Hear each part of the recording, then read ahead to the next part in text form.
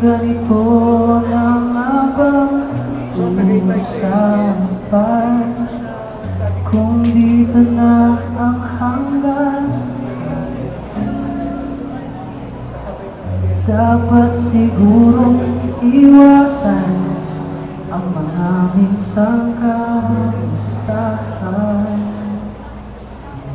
Para sa'yo, Beto. Mga nakasanayan dapat nang kalimutan upang di tayo magkasakitan.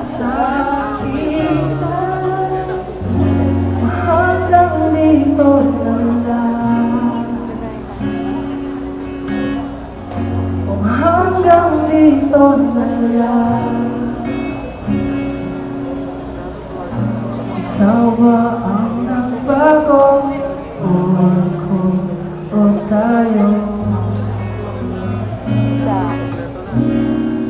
Baka tayo hanggang dito na lang, o hanggang dito na lang. Kung tunay ang paalam, huwag ka na magparamdam dahil maghihirap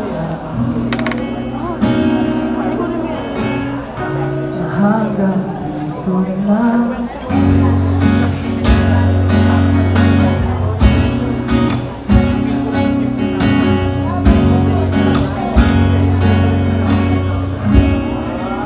Ubus na ang ipon mo. Akala ko'y habang buhay ang awit, akala ko'y hanggang lang,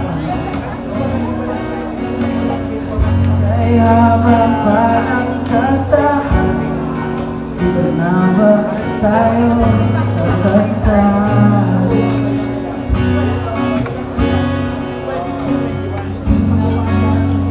Sabi mo, kausapin mo ako.